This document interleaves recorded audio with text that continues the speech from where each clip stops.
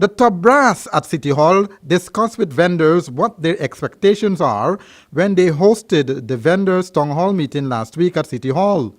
But when it was the vendors' time to speak, it was a case of mouth open and story jump out.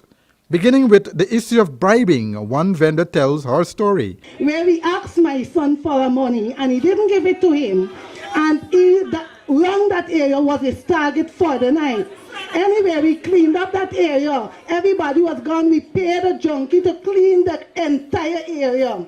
And we put the garbage in a bag. And we placed it right where the truck normally comes and collects it.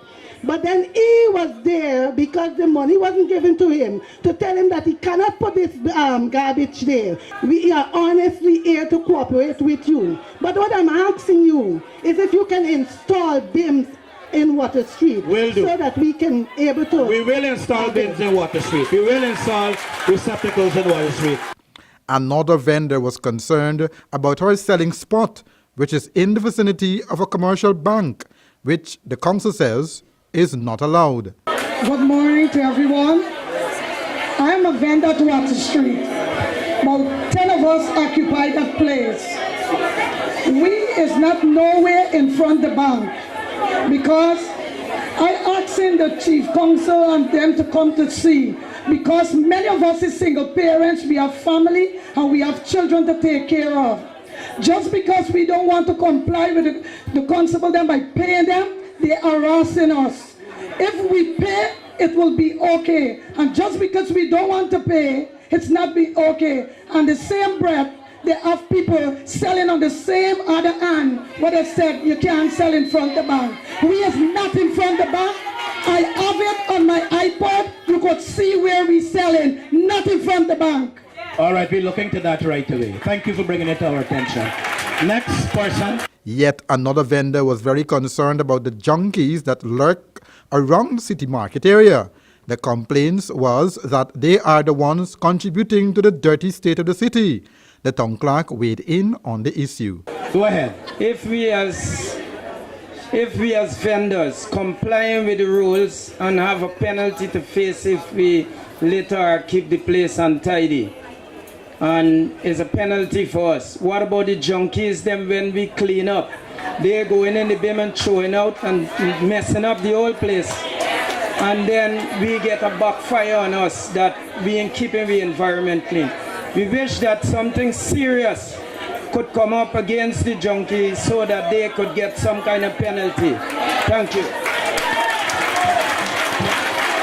Thank you very much for that.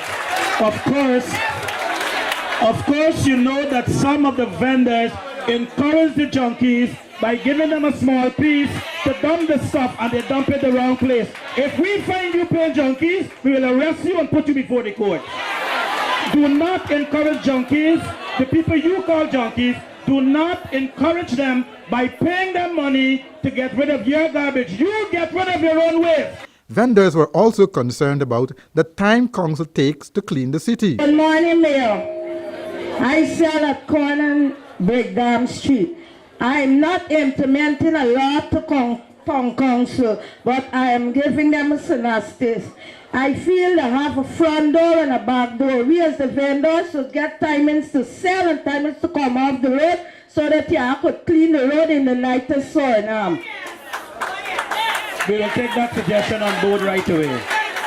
So we will limit the amount of time you have on the road so that we can clean the road. Some vendors claimed that they find it difficult to sell because of parking on vendors' spot.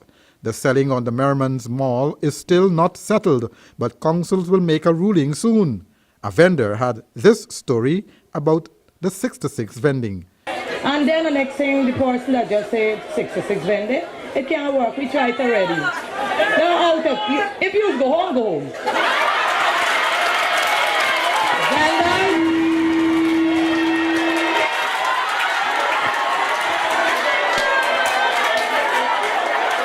Let's try and keep our place clean and let's cooperate. Andrew Weeks reporting for Safe TV2 Headline News.